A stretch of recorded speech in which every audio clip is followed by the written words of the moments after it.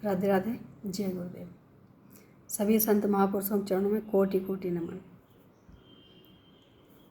कुंभ कहाँ कब लगता है और हमें क्यों जाना चाहिए? कुंभ की महिमा जो अभी वृंदावन में चल रहा है, सभी प्रेमी भाग भाग के जा रहे हैं, सभी रसिक आनंद ले रहे हैं। तो जब समुद्र मंथन हुआ था तो कुछ बूंदें जो अमृत की थीं, जहाँ जहाँ पे छलकी हैं, गिरी हैं, वहीं वहीं कुंभ लगता है। जीवन में अगर समय मिले तो कुछ समय निकाल के ऐसे स्थान पे ज़रूर जाना चाहिए जहाँ पे कुंभ चल रहा हो। और कुंभ की महिमा क्या है कि जो जिस स्थान पे कुंभ लगता है, ऐसा सभी कहते हैं, संत जन कहते हैं, और ऐसा ग्रंथों में भी है कि उस जगह पे ब्रह्म मुहूर्त में स्वयं देवता आते हैं वहाँ पे स्नान करने, जो शाही स्नान कहा जाता है। और उसके बाद जो साधु संत होते हैं वो स्नान करते हैं। उसके बाद जो गृहस्थ जीवन वाले होते हैं वो स्नान करते हैं। तो स्नान का बहुत महत्व माना जाता है, ज़रूर जाना चाहिए और ज़रूर करना चाहिए। समुद्र मंथन से एक बात याद आती है, और वो बात ये है कि जीवन में हम जब आवश्यकता होती है जब ही मंथन करते हैं। जब ही समुद्र मंथन हुआ था, जब देवताओं को अमृत की ज़रूरत थी, जब अमृत निकालना था, और तभी उसका मंथन किया गया, तभी अमृत निकला। तो हमारे जीवन में भी जब हमें आवश्यकता होती है, हमें भी मंथन करना चाहिए।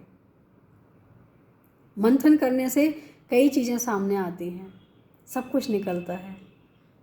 हमारे जीवन में भी विष आता है, हमारे जीवन में भी अमृत आता है। और वहाँ पे भी देखा जाए तो सारे रत्न निकले थे। वहाँ है तो सागर मंथन है, यहाँ है तो मन का मंथन है, आत्ममंथन। जब हम आत्ममंथन करेंगे तो सब कुछ हमें स्वतः ही मिलता जाएगा। जीवन में आत्ममंथन करना बहुत ज़रूरी है। जो आत्ममंथन करता है वो अमृत भी पाता है और अपने जीने का लक्ष्य भी पाता है। आत्ममंथन हमें बहुत पावरफुल बनाता है और कहीं ना कहीं हमें अपने जो हमारे जीवन का एक लक्ष्य है वो भी दिखाता है। लेकिन हम गलती से सब कुछ करना चाहते हैं, आत्ममंथन नहीं करना चाहते हैं, या यूँ कहें कि हम वहाँ तक पहुँच नहीं पाते हैं। अगर आत्ममंथन करते हैं तो हमें वो हर चीज़ की प्राप्ति होती है जो हमारे लिए आवश्यक है। हमारे गुण और अवगुण सब कुछ निकलते हैं। जो गुण हैं वो हमारे अमृत के समान है, जो अवगुण हैं वो हमारे विष के समान है। तो विष भी निकलता है, अमृत भी निकलता है। फ़र्क इतना है कि हमारी प्रवृत्ति कैसी है।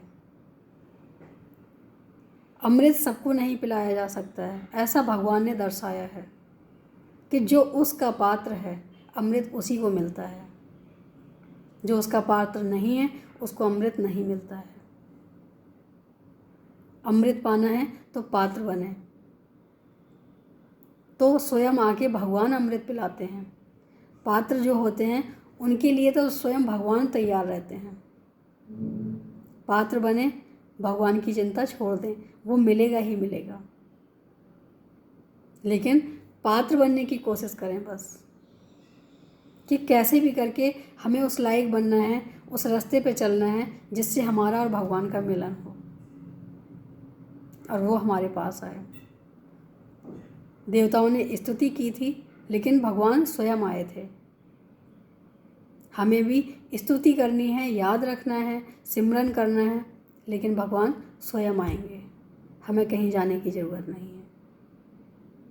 हम भागते रहते हैं यहाँ वहाँ, किस लिए? जब तक हमें आत्मज्ञान नहीं होता है, अपनी आत्मा का ज्ञान नहीं होता है।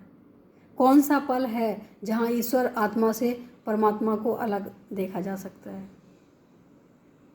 जो हमारा अंश है वो कहीं ना कहीं परमात्मा का ही अंश है। तो अपने अंश से कोई कैसे दूर हो सकता है? शारीरिक दूर हो सकता है, मानसिक रूप से नहीं हो सकता है।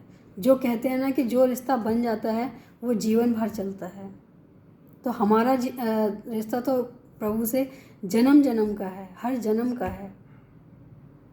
और हमारी गलती यही होती है कि हम उनको ही भूल जाते हैं, उनको भूल के हमें लगता है कि ये जो हमें मिला है वो हमारा है।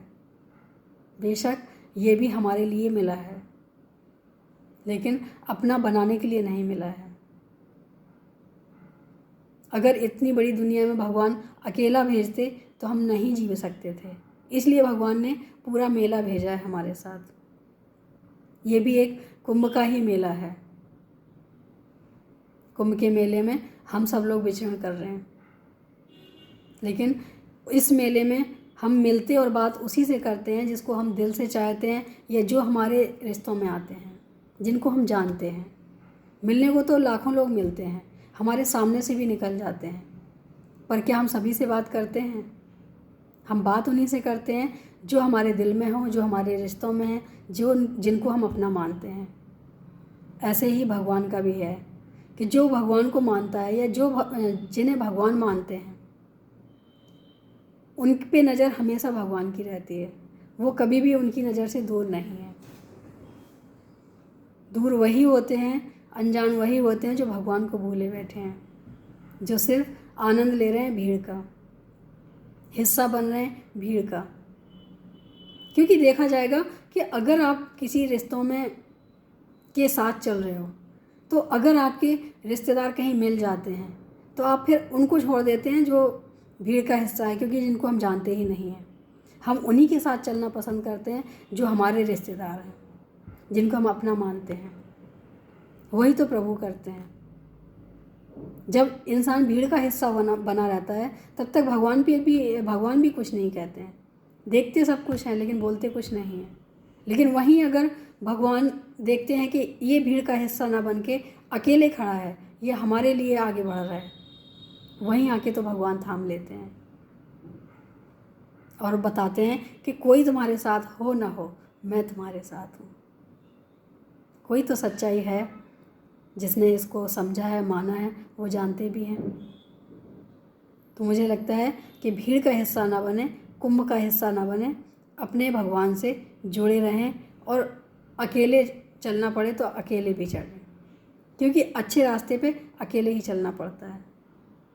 भीड़ का हिस्सा हर गलत रास्ते पे मिलेगा, अच्छे रास्ते पे बहुत कम लोग मिलते हैं।